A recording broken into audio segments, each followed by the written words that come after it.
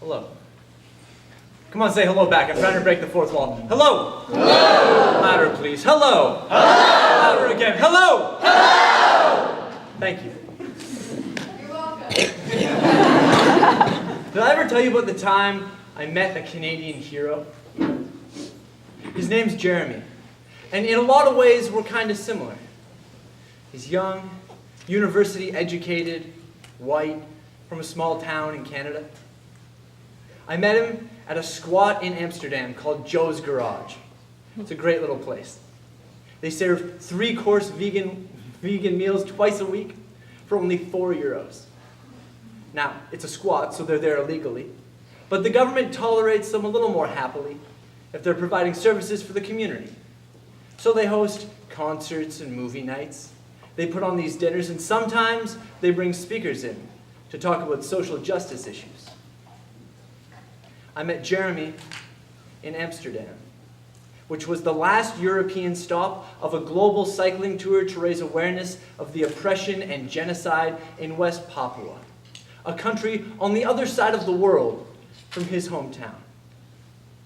Before Amsterdam, he was in England, Ireland, Washington, D.C., Montreal, and British Columbia. Now, he flew across the oceans, but he cycled the rest, giving presentations and doing art for social change.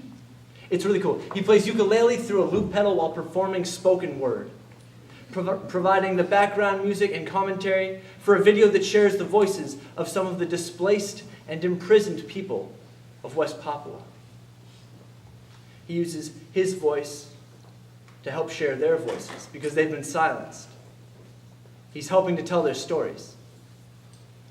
Now, I've come to believe that the most powerful thing about stories isn't the stories themselves. It's not the words. It's the communication, the transfer of meaning. Stories need a teller and an audience.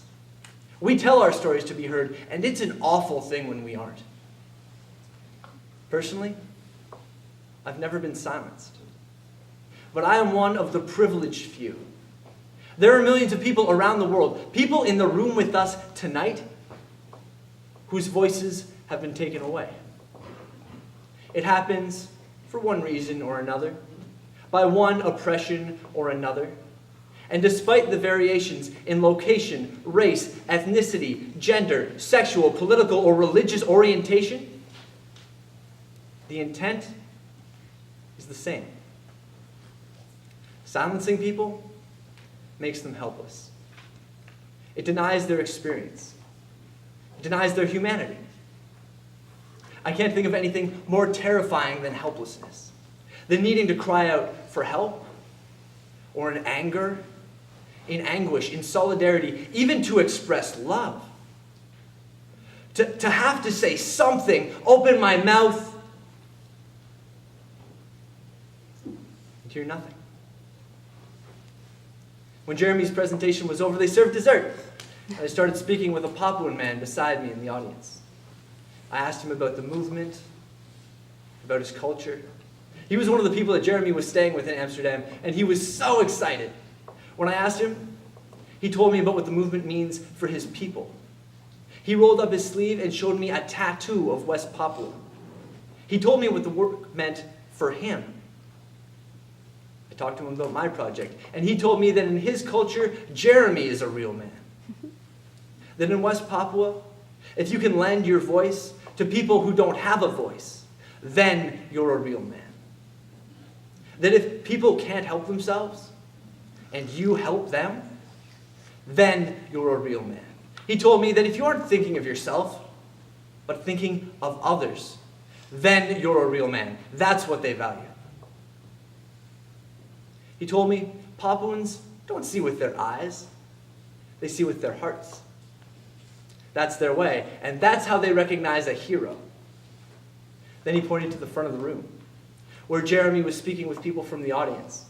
And he said, "That's him, and he's from Canada. He's my brother. He's not from my tribe. He's not from that tribe. He's from every tribe. He's from humanity." According to my friend at Joe's Garage, in West Papua, it's not strength or physical power that makes you a man. It's what you do with the power that you have. It's how you follow through with your promises. It's how you help people. He told me that knowing that their stories were being shared gave the political prisoners hope. That it eased the pain of having their jailers tell them that no one knew they were there. It was a powerful conversation. It got me thinking. Like many of you, I was born with a voice and told that I could use it. I took the invitation seriously and drafted my first petition in the 2nd grade. But after that, I spent most of my time in school cracking jokes and interrupting. As I grew larger, my voice grew larger. It grew loud and deep. And one day, I realized that it could fill an entire auditorium without a microphone. Let's do that again together right now. Hello. Hello. Louder, please. Hello. Hello. Louder again. Hello. Hello. Our voices can be weapons, or sources of healing, or tools. And to be honest, I've probably misused mine for the majority of my life, not fully realizing that its power is put to best use when it's an amplifier for the voices that others choose to ignore. Voices from the back of the bus, from the back of the closet, from prisons. People with messages that get trapped in their throats and seep out through their eyes instead, because there's nowhere else for them to go. I was guilty, and am often guilty, of simply adding to the noise and drowning those people out. One of the most difficult things I'm starting to learn about powerful tools is that knowing when not to use them is just as important as knowing how to use them well. Knowing how to use them not just to fill space, but to create it. Hello, Libby. Hi, John. I'm still trying to figure out how to use my tools, the privilege I was born to. I'm still trying to figure out where I can use those to help to build.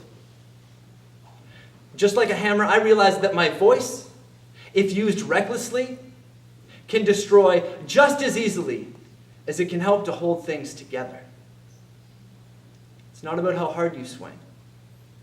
It's about knowing where the nails are, which ones to aim at, and when. That's something heroes know. I met one once. I've seen it.